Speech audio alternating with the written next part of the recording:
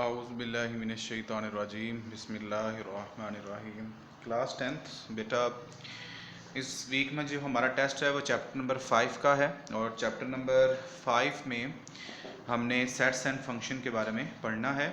इसको जो है आपने जिसमें जो चीज़ें आपने याद करनी है, जो तैयार करनी है, वो मैं आपको बताता हूँ। किसी टॉपिक में कोई मसला हो तो आप मुझसे डिस्कस कर सकते हैं।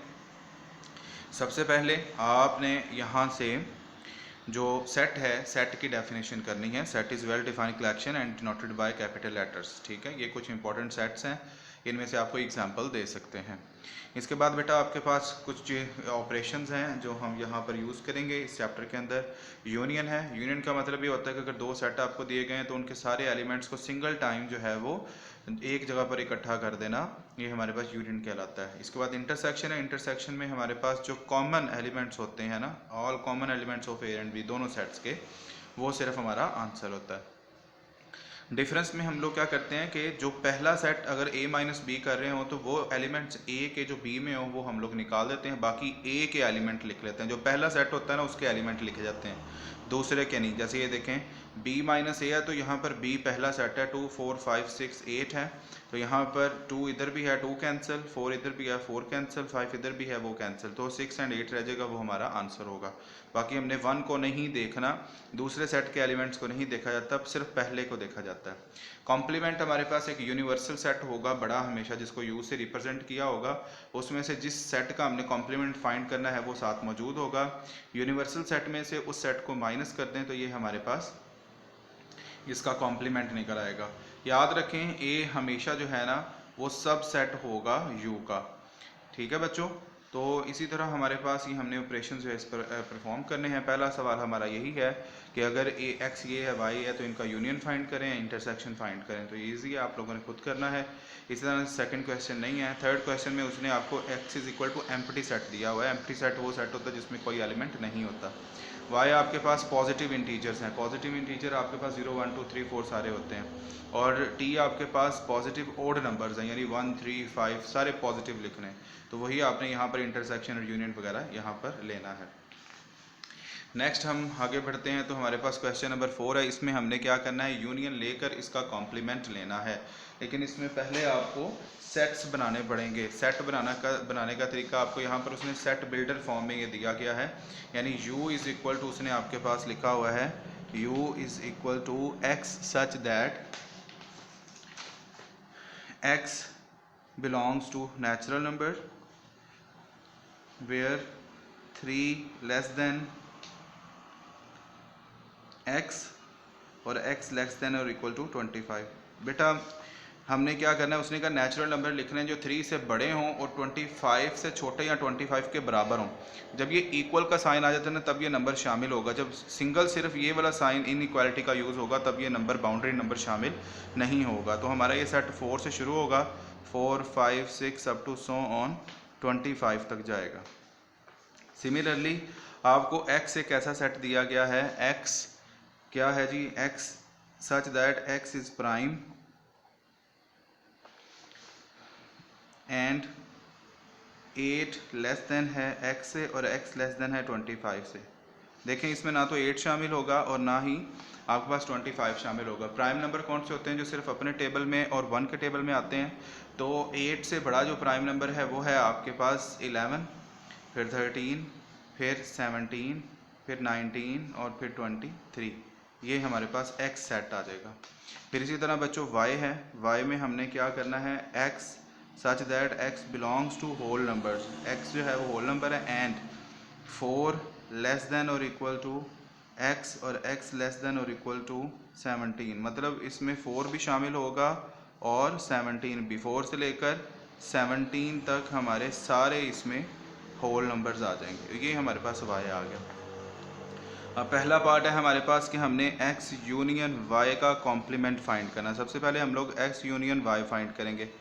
x क्या है आपके पास बच्चों, 11 13 17 19 23 और यूनियन इसका लेंगे 4 5 6 अप टू सॉन कहाँ तक, 17 तक। तो ये आपके पास इसमें क्या आ जाएगा, देखें ये सारे नंबर इसके दरमियान में हैं सिवाय 19 और 23 के। तो 4 से 4, 5, 6 से 17 तक तो सारे नंबर इसमें आ जाएंगे, और जो एक्स्ट्रा है 19 और 23 उसको आपने एंड पर लिख देना है। ये हमारा यूनियन आ गया, x यूनियन y। अब हमने क्या करना है, कॉम्प्लीमेंट लेना है। कॉम्प्लीमेंट u y का कॉम्प्लीमेंट, x यूनियन y का कॉम्प्लीमेंट का मतलब ये होता है u में से इसका जो आंसर हमने निकाला है ना x यूनियन y का, उसको पूरे को माइनस कर दो। अब u आपके पास क्या है बच्चों, u है 4, 5, 6 यहाँ से लेकर 25 तक, माइनस, और इसका हमने आंसर निकाला है 4, 5, 6 से लेकर 17 तक, फिर 19 और फिर 23। तो देखें सबसे पहले 4 कैंसिल, 5 कैंसिल, 6 कैंसिल, 17 तक सारे नंबर कैंसिल हो जाएंगे, ठीक है। फिर हमारे पास आ जाएगा 18 और फिर 19 कैंसिल, फिर 20, 21, 22, 23 कैंसिल, 24 और 25। ये बेटा हमारा यूनियन के कॉम्प्लीमेंट का आंसर आ गया, ठीक है। तो ये हमने इस तरह इनको करना है। नेक्स्ट बच्चों हमारे पास जो टॉपिक है वो इसी से आगे रेलिवेंट है। आगे हमने a is equal to natural number, natural number आपके पास होते हैं 1, 2, 3 अप टू सो ऑन, और b is equal to whole number, आपने होल नंबर यहाँ पे फाइंड करने हैं। होल नंबर 0 से शुरू होते हैं, 0, 1, 2, 3। तो हमने a माइनस बी करेंगे तो हमारे पास एम्प्टी आंसर आ जाएगा, b माइनस ए करोगे तो 0 आंसर आएगा, यानी सेट की फॉर्म में इसका आंसर हमने सेट की फॉर्म में ये लिखना है, ठीक है। तो ये हमारा आंसर होगा। नेक्स्ट हमारे पास इसी तरह हमने इसकी कुछ प्रॉपर्टीज़ हैं। यूनियन पहले ब्रैकेट वाले हिस्से को सॉल्व करना है, फिर बाहर वाले के साथ, तो ये सारे हमने सवाल सॉल्व करने हैं। इसी तरह यहाँ पर हमने प्रॉपर्टीज़ हैं, कम्यूटेटिव प्रॉपर्टी, ये हमने यहाँ पर इस सवाल में, यहाँ जो हमें उसने दिया है एसोसिएटिव प्रॉपर्टी दी हुई है, ये हमने प्रूफ कर ली है। तो और यहाँ पर डिमॉर्गन्स लॉ है, ये बेटा बहुत इंपॉर्टेंट लॉन्ग क्वेश्चन है, इंपॉर्टेंट लॉन्ग है, इसको आपने अच्छे से समझना है, इसको अच्छे से करना है, ठीक है बच्चों। तो ये हमारे पास यहाँ इसका जो लॉन्ग है और बाकी काम वही है जो हम पीछे पढ़ के आए हैं। जब भी आपको सवाल पूछा जाएगा डिफाइन डिमॉर्गन्स लॉ, तो आपने ये दोनों प्रूफ करने होंगे। सम टाइम ये होता है क्वेश्चन में ये लॉज गिवन देते जाते हैं, सम टाइम्स ये आपको खुद से याद रखने होते हैं। तो आपने ये दोनों लॉज को अच्छे तरीके से याद रखना है कि अगर सिर्फ डिमॉर्गन्स के वेरीफाइड डिमॉर्गन्स लॉ और साथ में आपको सेट दे दिए जाएँ तो आपको ये दोनों लॉज याद होने चाहिए। नेक्स्ट हमारे पास 5.3 है। 5.3 में बच्चों हमारे तकरीबन क्वेश्चंस यही हैं, सिर्फ एक क्वेश्चन वेन डायग्राम का आएगा। यहाँ पर हमने वही करना है, यू आपको ए बी सी दिया, हमने वेरीफाई इनको करना है, सिंपल। इसी तरह इनको वेरीफाई करना है, लेकिन इस क्वेश्चन को उसने कहा कि ये आपके पास दोबारा से डिमॉर्गन्स लॉ आ रहे हैं, तो इसको भी आपने देख लेना है, लेकिन ये हमारा इंक्लूडेड नहीं है क्वेश्चन। क्वेश्चन नंबर 4 है, इसका हमने 3rd and 5th पार्ट करना है। इसमें हमने वेन डायग्राम बनानी है।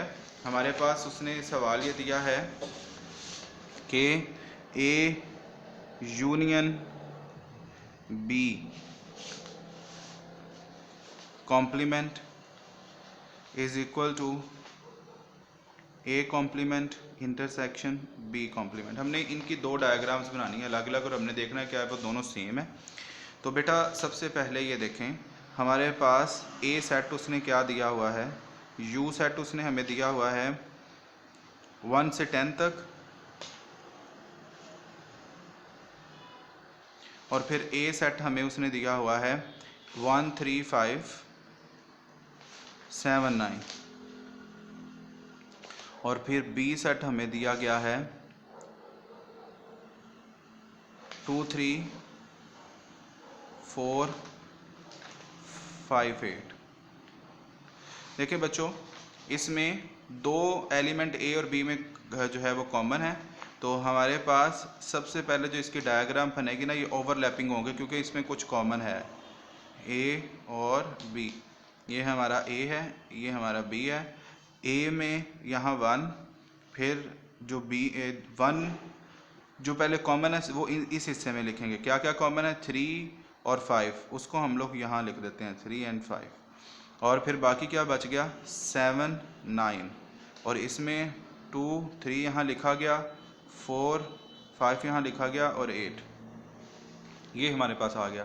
तो 1, 2, 3, 4, 5, 6 नहीं है तो 6 बाहर आ जाएगा, 7, 8, 9, 10 नहीं है तो 10 भी बाहर आ जाएगा। ये हमारा यू होता है, जिसे हम यूनिवर्सल सेट कहते हैं। ये बड़ा जो रेक्टेंगल है ये हमेशा बड़ा सेट होता है।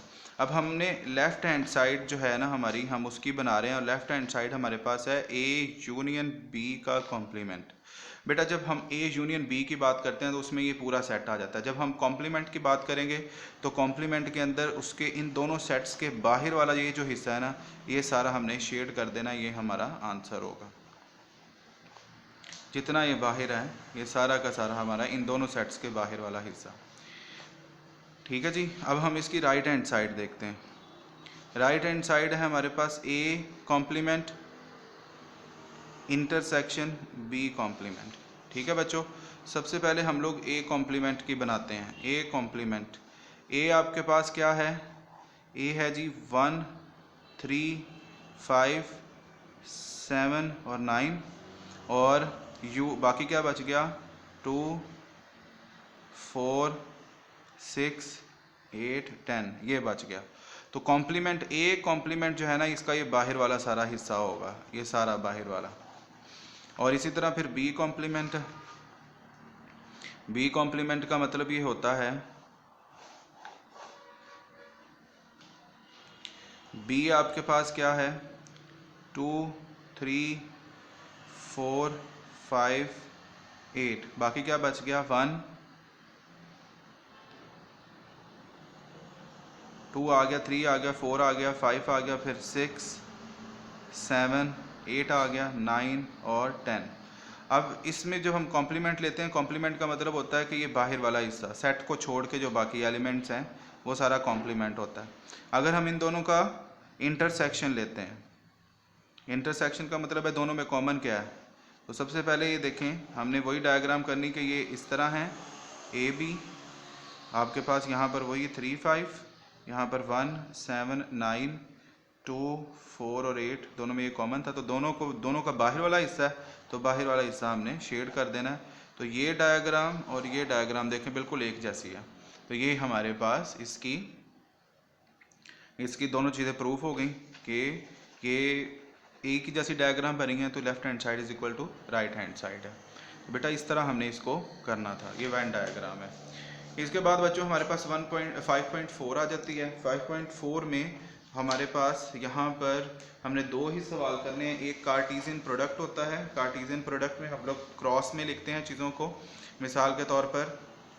और उससे पहले दो ऑर्डर पेयर्स की बात आ जाती है। जब भी ऑर्डर पेयर्स की बात आती है तो हम ये कहते हैं कि अगर दो ऑर्डर पेयर आपस में इक्वल हैं, जैसे कि हम लोग थर्ड पार्ट कर रहे हैं 5.4 का, 3 - 2a b - 1 यहाँ पर is equal to a - 7, 2b + 5। तो ये हमने क्या करना है, ये कॉमा से पहले वाली वैल्यू जो है इसको इसके इक्वल रख लेना है, यानी 3 - 2a is equal to a - 7। ठीक है, फिर ये कॉमा था तो इधर कॉमा के बाद b - 1 है, इसको इक्वल रख लेना b + 5 के, 2b + 5 के साथ 2b है। तो हमारे पास हम इसको सॉल्व कर लेते हैं। ये 2a यहाँ माइनस है, उधर जाके प्लस हो जाएगा, 7 वहाँ माइनस है, इधर आके प्लस हो जाएगा, a + 2a ये हमारे पास 10, और ये आपके पास बन जाएगा 3a। 3 यहाँ मल्टीप्लाई, नीचे आके डिवाइड, तो a की वैल्यू आपके पास आ गई 10/3। यहाँ पर b यहाँ प्लस है, उधर जाके माइनस, और 5 यहाँ प्लस है, इधर आके minus, -1 - 5 is equal to 2b - b। तो ये -6 इज़ इक्वल टू b। तो ये b की वैल्यू आपके पास निकल आई है 6। इस तरह हमने सॉल्व करना था। इसी तरह हमारे पास नीचे सवाल है x a b c और y है जी आपके पास d और e। हमने इसका कार्टीजियन प्रोडक्ट लेना है। कार्टीजियन प्रोडक्ट को इस तरह शो करते हैं, x क्रॉस y, ये क्रॉस है, और हमारे पास a b c cross d और e ये आ जाएगा। पहले a को दोनों के साथ कर दो, a और d लिखेंगे हम आंसर ऑर्डर पेयर में, ad ae, फिर इसी तरह bd और फिर be, फिर cd और फिर ce। ये हमारे पास आंसर आ गया। ठीक है बच्चों, इसमें जो पहला एलिमेंट होता है ना वो हमारी डोमेन कहलाती है, और जो दूसरा होता है वो हमारे पास रेंज कहलाती है। तो अब हमने रिलेशन पढ़ना है। बाइनरी रिलेशन आपके पास क्या होता है, दो नॉन एम्प्टी सेट के दरमियान हमेशा हम क्रॉस प्रोडक्ट से जाते हैं, जिसमें हमारे पास हमेशा पहला एलिमेंट जो है वो पहले सेट का होता है और दूसरा दूसरे सेट का होता है। ऑर्डर पेयर में इसे लिखा जाता है। पहला सेट जो उसे डोमेन बोलते हैं, दूसरा सेट जो होता है उसको रेंज बोलते हैं। सॉरी, पहला ऑर्डर पेयर के अंदर जो पहला एलिमेंट होता है उसको हम लोग डोमेन बोलते हैं, दूसरा एलिमेंट जो होता है रेंज बोलते हैं। सारे पहले एलिमेंट्स को जब मिला देते हैं तो वो रेंज डोमेन सेट कहलाता है, और जो दूसरे एलिमेंट्स को मिला के एक सेट बनाते हैं उसे हम लोग रेंज सेट कहते हैं। मैपिंग ये एक रिलेशन की एक स्पेशल टाइप होती है जिसमें हमारे पास दो नॉन एम्प्टी सेट होते हैं। उसमें रिलेशन इस तरह होता है ए से बी पर कि उसकी जो डोमेन फंक्शन की बनती है वो पहला सेट आपका बन जाए और हर एलिमेंट सिर्फ एक ही दफ़ा एक ही पेयर बना रहा हो। ठीक है, ये दूसरी डेफिनेशन भी है, लेकिन आप कोई भी एक कर सकते हैं। को डोमेन हम लोग जो रेंज होती है उसको जो है को डोमेन भी कह सकते हैं। डोमेन की जो रेंज है जो बनती है, इमेज बनता है, उसको हम लोग को डोमेन भी बोलते हैं। इसी तरह बच्चों ये हमारे पास ये देखें, जैसे ये पहला वाला है, इसमें हर एक एलिमेंट के लिए एक एक है तो ये फंक्शन है। ये दूसरा वाला ये देखें, ये आपके पास यहाँ पर ए ने 2 के साथ इमेज बनाया हुआ है। तो इधर वाले जो एलिमेंट्स हैं ना, जो आपके लेफ्ट हैंड साइड वाले होते हैं, वो जो है जिस तरफ से फंक्शन, ये देखें ना, ये फंक्शन आपका इस तरफ से इस तरफ आ रहा है, तो ये आपका पहला सेट होगा। तो पहले सेट का एलिमेंट जो है ए, ये 2 के साथ इमेज बना रहा है, तो ये फंक्शन नहीं है, सिंगल एलिमेंट के साथ फंक्शन बना है। अब यहाँ पर ये देखें, ये पहला फिर फंक्शन आपका इस तरफ से इस तरफ है, तो ये पहला सेट कहलाएगा। पहले सेट का ये एलिमेंट जो किसी के साथ इमेज नहीं बना रहा, तो ये आपके पास ये भी फंक्शन नहीं होगा, ये दोनों फंक्शन नहीं हैं। ये पूरा कंप्लीट होना चाहिए। और इधर के जितने एलिमेंट हैं, सेट ए, अगर मैं इसे सेट ए कह दूँ, इसे सेट बी कह देता हूँ, तो सेट ए के जितने एलिमेंट हैं वो बी के चाहे किसी एक के साथ ही बनाएं, लेकिन ज़रूर बना रहे हों। अब यहाँ पर देखें इनटू फंक्शन, अगर आपके पास ये डोमेन सेकंड फंक्शन का कोई एक एलिमेंट रह जाए तो इसे इनटू फंक्शन कहते हैं। वन फंक्शन वो होता है जिसमें, जैसे हमने ये एग्जांपल पढ़ी, जिसमें हर एलिमेंट किसी एक के साथ ही बना रहा है, तो ये वन फंक्शन होता है। ऐसा फंक्शन बच्चों, जैसे ये वन फंक्शन भी है और ये इनटू फंक्शन भी, ऐसा फंक्शन जो इनटू भी हो वन भी हो, उसको इंजेक्टिव फंक्शन कहते हैं। ये डेफिनेशंस आपने अच्छी तरह करनी है। सर्जेक्टिव फंक्शन जिसमें पूरी की पूरी जो है वो रेंज कवर हो, को डोमेन पूरी कवर हो, हर एक किसी ना किसी का इमेज बन रहा हो, तो ये हमारे पास ऑन टू या सर्जेक्टिव फंक्शन पे कहलाता है। फिर बाइजेक्टिव फंक्शन, ऐसा फंक्शन जो कि ऑन टू भी हो और वन भी हो, उसे हम लोग बाइजेक्टिव फंक्शन भी बोलते हैं और वन टू वन कोरेस्पॉन्डेंस भी बोलते हैं। ये हमारे पास मेन डेफिनेशन थी। यहाँ हमने क्रॉस फाइंड करना है और उसके हमने जो है दो बाइनरी रिलेशन लिखने हैं, तो आप दो कोई भी अलग करके लिख सकते हैं। यहाँ हमने पहले इनका क्रॉस फाइंड करना है और फिर इनके अकॉर्डिंगली हमने उसको सॉल्व करना है, यानी कि वो ऑर्डर पेयर निकाल लेने हैं जिसमें y और x दोनों बराबर हों, मतलब 2 2 4 4 5 5 इस तरह। और यहाँ पर वो निकाल लेने हैं जिन दोनों को ऐड करके 6 बन रहा हो, जैसे 1 5 बनेगा, 3 3 बनेगा। इनको आपने निकाल के एक सेट में लिख लेना और फिर उनके डोमेन और रेंज भी फाइंड करनी है, ये नीचे लिखा हुआ है। तो ये बच्चों आपने अच्छे तरह करना है। इसी तरह फिर हमने रिव्यू एक्सरसाइज है, इसको अच्छे से समझना है। ये हमने इसकी जो शॉर्ट क्वेश्चन है इनको बहुत अच्छे से करना है, ये आपके पास इसका मेन टॉपिक है।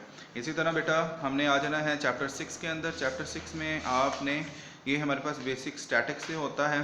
बेसिक स्टैटिक्स के अंदर हमें बेसिकली जो है वो सारी चीज़ें, मीन, मीडियन, मॉड, ये सारा कुछ पढ़ना होता है। तो इसमें हमने पहले वाले जिप के अंदर ये इस तरह के टेबल बनाने हैं। पहला सवाल यही है कि इसमें फ्रीक्वेंसी टेबल बनाएंगे, क्लास लिमिट्स वगैरह होती हैं, आपको यहाँ पर उसने बता दिया है कि ये आपके पास following shows the number of in various families, तो आपको दे दी है, आपने उसके अकॉर्डिंगली एक जो है क्लास लिमिट बनानी है, उसके बाद आपने फ्रीक्वेंसी बनानी है, उसके अंदर ये हमारा सारा कुछ कम्युलेटिव फ्रीक्वेंसी भी आपने उसमें फाइंड करनी है। तो ये हमारा टेबल बन जाएगा फ्रीक्वेंसी डिस्ट्रीब्यूशन का। सेम यहाँ पर उसने कहा है 100 का डिफरेंस रख के, यानी 450 है तो 450 से 550, फिर 550 से 650, ये आपने इस तरह करके ये सारा आपने टेबल इसी तरह ही बनाना है। तो ये हमारी पहली एक्सरसाइज है। दूसरी एक्सरसाइज में हमारे पास बेटा हमने सवाल करने हैं मीडियन के, मोड के और मीन के। तो आपको बेसिकली इन जगहों पर ये फार्मूलाज आते होने चाहिए। जैसे सबसे पहले आपके पास फार्मूला है, ये अनग्रुप डाटा के लिए क्योंकि अब यहाँ पर सवाल ही उसने कुछ चुन के रख दिए हैं, तो मैं आपको सिर्फ वही फार्मूलाज बताऊंगा जो यूज़ होने हैं। ये अनग्रुप डाटा के लिए आपका जो है वो मीन का फार्मूला है, सवाल है। अनग्रुप डाटा से मुराद कि आपके पास डाटा वैसे ही लिख दिया जाए, सिंपल कोई टेबल वगैरह बना के ना लिखा जाए, उसकी फ्रीक्वेंसी ना हो, तो वो अनग्रुप डाटा कहलाता है। तो ये हमने यहाँ पर यूज़ करना है। फिर हमारे पास आगे अनग्रुप डाटा के दो केसेस होते हैं। ये एक, जब आपके पास इवन डाटा हो, इवन का मतलब ये है कि आपके पास नंबर ऑफ टर्म्स जो है वो कोई इवन नंबर हो, जैसे 8, 10 जो 2 के टेबल में आते हो, और ऑब्जर्व जब ओड हो, यानी n इज इक्वल टू 5 आ जाए, 7 आ जाए, इस तरह, तब हमने ये वाला फार्मूला यूज़ करना है, और जब इवन हो तब हमने ये वाला फार्मूला यूज़ करना है मीडियन के लिए। मोड इसके बाद बेटा आपके पास आ जाता है। मोड का मतलब होता है मोस्ट फ्रीक्वेंट वैल्यू, यानी किसी भी डाटा के अंदर सबसे ज़्यादा मरतबा जो वैल्यू आई है उसे हम लोग मोड कहते हैं। ठीक है बच्चों, तो ये हमारे पास हमने सिंपल इसी चीज़ को बस यूज़ करना है। तो ये हमारे पास 6 पॉइंट, और इसके बाद हमारे पास वेट और अरिथमेटिक मीन है। वेट और अरिथमेटिक मीन का हमने ये फार्मूला यूज़ करना है WX/W। जब भी किसी चीज़ का वेट दिया जाए, मतलब इतने लीटर्स है, ये लीटर है, इसकी प्राइस ये है, जो प्राइस होगी उसको हमने x लेके आना, जो लीटर्स वगैरह होगा वो आपका वेट होगा। फिर हमारे पास ये मूविंग एवरेज है। मूविंग एवरेज को हमने ये सवाल करना है, इसमें हमने क्या करना है, 3 के, अगर उसने 3 डेज़ कहा है या 3 ईयर्स का है, 3 मंथ का है, तो 3 वैल्यूज़ को जमा करना और 3 पे डिवाइड कर देना। पहली और आखिरी के आगे कुछ नहीं आएगा, बाकी सब के सामने जो है कोई ना कोई वैल्यू आपको मिलती चली जाएगी। तीनों को प्लस किया तो, और उसके बाद आपने 3 पे डिवाइड कर दिया, तो ये एवरेज आ गई। फिर अगले 3 को करना है, फिर अगले 3 को, इस तरह हमने करके ये सारा करना होता है। तो बेटा इसमें हमने ये हमारा शॉर्ट क्वेश्चन है, इंपॉर्टेंट 3 शॉर्ट क्वेश्चन है, इसको आपने अच्छे से करना है।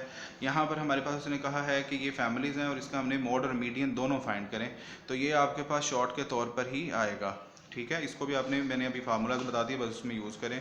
यहाँ पर ये आपके पास वेट और अरिथमेटिक मीन है। यहाँ आपको देखें लीटर्स में 1, 2 ये रुपीज़ है, और यहाँ पर फिर आपके पास ये लीटर्स हैं और ये रुपीज़ हैं। जो ये आपने W1 कह देना, ये आपने X1 कह देना, सॉरी ये X1 है, ये W1 है।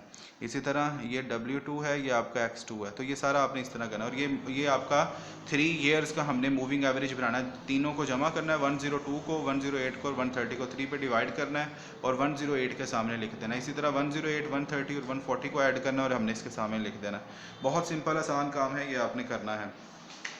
इसी तरह बच्चों आगे हमारे पास है, हमने फाइंड करना है यहाँ पर स्टैंडर्ड रेंज और स्टैंडर्ड डेविएशन, और दूसरे सवाल में भी हमने स्टैंडर्ड डेविएशन फाइंड करना है, और तीसरे में हमने ग्रुप डाटा, ये ग्रुप डाटा होता है, इसमें हमने रेंज फाइंड करनी है। तो बच्चों बहुत आसान काम है। सबसे पहले मैं आपको रेंज के बारे में बता दूं। रेंज क्या होता है? रेंज हमारे पास होते हैं बेटा मैक्सिमम वैल्यू में से मिनिमम वैल्यू को माइनस करना, ये आपकी रेंज कहलाती है। इसके बाद वेरिएंस है। तो वेरिएंस और स्टैंडर्ड डेविएशन के लिए बेटा आपने, क्योंकि हमारे पास दोनों जो सवाल आए हैं वो अनग्रुप डाटा के लिए आए हैं, तो हमने ये अनग्रुप डाटा के लिए ये काम करना है। और जब आपको कहे कि रेंज फाइंड करें किसी भी चीज़ की, ग्रुप डाटा की, तो आपने जस्ट क्या करना है, क्लास बाउंड्री ले लेनी। क्लास बाउंड्री का मतलब ये होता है, ये जो क्लास लिमिट होती है ना, इस तरफ से यानी लेफ्ट साइड से 0.5 को माइनस करना है और राइट साइड पर 0.5 को ऐड करना, तो ये आपकी क्लास बाउंड्री बन जाएगी। और फिर सबसे जो बड़ी होगी और सबसे छोटी होगी, इनको आपने माइनस कर देना, तो आपके पास जो है वो रेंज निकल आएगी। जस्ट इतना सा काम है, सिंपल। ये हमारी ये एक्सरसाइज भी कंप्लीट हो जाएगी। ये आपने इसमें से ये जो सवाल हैं ये सारे आपने लॉन्ग के लिए तैयार करने हैं। जितने यहाँ पर 6.3 में हैं ये आपके लॉन्ग क्वेश्चंस होंगे, और यहाँ पर हमने इसकी MCQ सारे ही करने हैं। और उसके बाद जो हमारे ये शॉर्ट क्वेश्चंस हैं ये हमने इसको खुसूसी तौर पर याद करना है। जितनी भी डेफिनेशन है उनको अच्छे तरीके से करना है, चाहे बोर्ड के लिए हो चाहे यहाँ टेस्ट के लिए हो। आपने इन डेफिनेशंस को बहुत अच्छे से तैयार करना है। किसी भी टॉपिक में किसी भी क्वेश्चन में कोई प्रॉब्लम है तो आप मुझे जो है वो अपने इन चार्ट्स को बता सकते हैं, ताकि मैं उसको आपको सॉल्व करके क्लियर कर दूँ।